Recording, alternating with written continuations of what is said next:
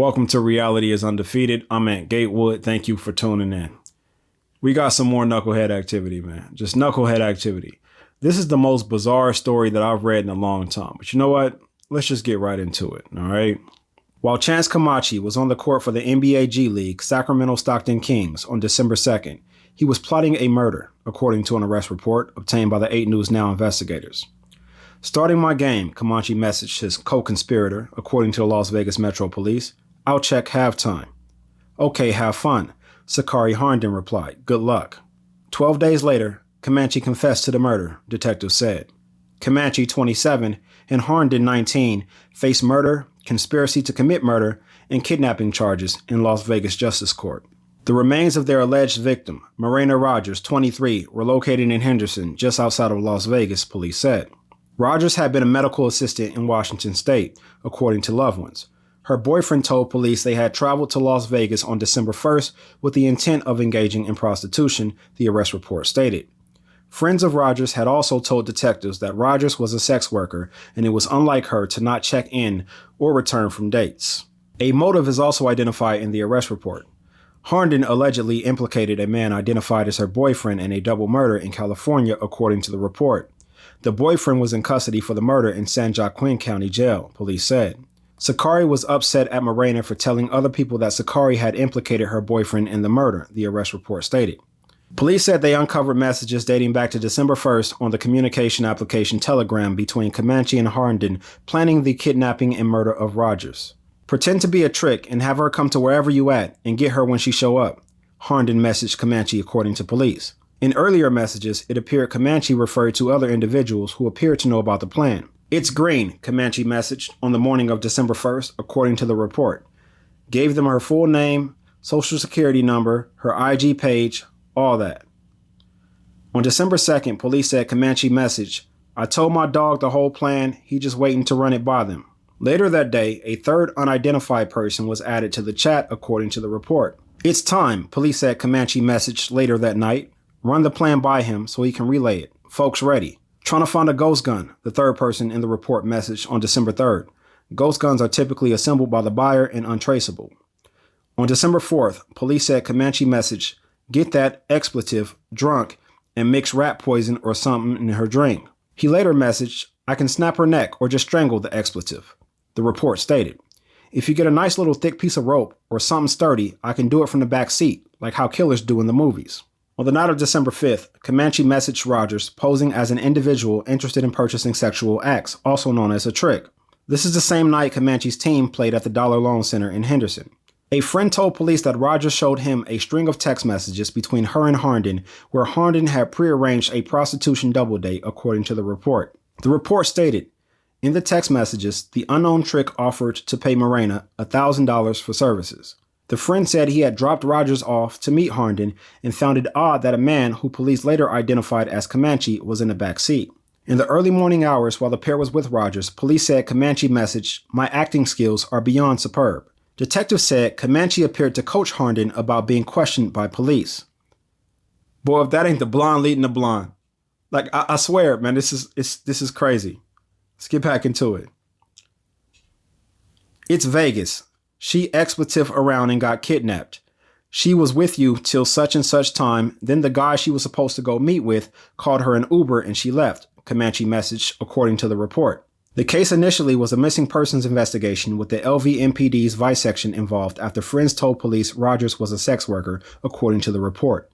When detectives discovered the telegram messages, the case was turned over to LVMPD's Homicide section. Police said they obtained additional evidence such as surveillance video detailing Comanche's whereabouts as he visited and left the M Resort in Henderson, as well as video of Harnden leaving Comanche's hotel room visibly upset and crying after Comanche left with luggage on the morning of December 6th. Earlier that morning, the pair was seen at Winco on Stephanie Street buying a cooking knife, lemons, limes, oranges, and salt, according to the report. Harnden was taken into custody in Las Vegas on December 13th. Police said she claimed Rogers was getting into an Uber the last time she saw her. Through an emergency Uber request, police learned there were no rides matching Harden's claim, the report stated. Comanche was taken into custody in Sacramento County later that week.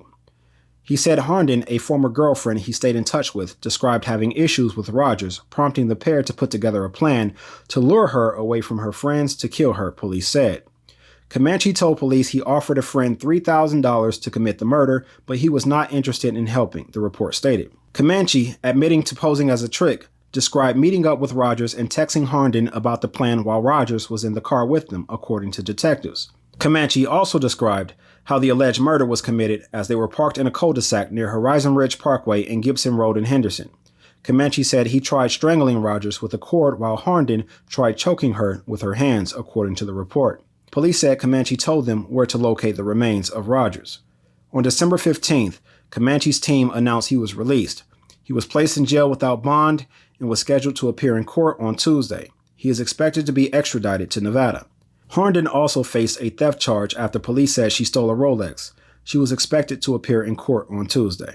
There's another report that I read that said Herndon and Rogers had fought over the same shit. I don't know if it was days or weeks before this, but they had already fought over the same thing they killed her over. It also stated that, the police had cell phone tower evidence of all three of them being together until 3:35 a.m. the day that her phone was deactivated. When you look at the totality of this story, if I'm understanding it correctly, this all happened because she was called a snitch. That's what that means to me. If she implicated her boyfriend in a double murder and she's mad because this person is letting people know that she did that, this person's basically letting people know that she snitched.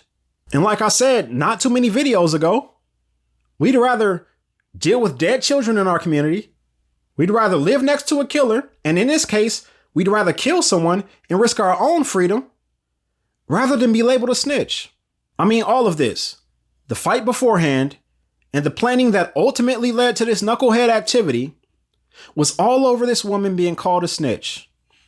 I'd rather live free as a snitch any day than go to prison for murdering someone for calling me a snitch. The weight of those two things isn't even close to being balanced on my scale. This is why you can't make moves off of emotions, and why as men, and I'll get to him later, we can't follow the lead of women because they lead with emotions. Like, I don't know what y'all was thinking when I was reading this, but there was one thing that stood out more than anything else to me. When the hitman won't take the hit, sit down. That's simple. Because that means it sounds like some dumb ish to them, or you're just moving completely reckless and it's unsettling to them, or both. Now let me get to Mr. Man here. Mr. My acting skills are beyond superb. That's how I heard him saying it. But that's the problem. The problem is that you think you're in a movie. You were playing a reel in your head. Oh, I can strangle her from behind like they do in the movies. You must not have finished the movie, because I've never seen a movie where the murder plot was through text and that text wasn't used against them as evidence. Heck, I've never seen a movie where the murder plot was through text. I mean, even the worst Hollywood writers ain't gonna write that. If y'all got a movie where that's the case, they were texting the murder plot and it's not a true life story, let me know. Because that only happens in true life stories, that kind of dumb stuff. Hell, there were multiple people who knew about the plot in the first place. It was bound to fail. That was your first mistake. But no, that wasn't even it. You out here planning a murder for an ex over something having to do with the current boyfriend. Boy, you all kind of lost. I wouldn't kill a fly for an ex of mine. He obviously ain't hear Eminem say, I can't be your Superman. Oh, it's Vegas. She got a call from someone she's supposed to meet up with and got into an Uber. That is some dumb shit. Stop thinking because Vegas is small, it's slow. It's not. This is a 24-hour global city. Ain't nobody, especially the police, slow around here. Google Trick Roll Las Vegas, and you're going to see a bunch of mugshots and read hella stories from women who found out exactly how slow the police are. As men, we have to move to the beat of our own drum. There is nobody that can make me do anything I do not want to do. If I don't feel like going to work tomorrow, I'm not going to work. I don't care who get on the phone. Well, Anthony, if you don't come in today, well, we're going to let you go. Well, that's exactly what y'all going to have to do. I was looking for a job when I found this one. The one thing that shouldn't exist as a man is peer pressure. And that's the most embarrassing part of this story, because he is a 27-year-old man being led by a 19-year-old woman's emotions. We can understand a 19-year-old woman's desire for this type of outcome.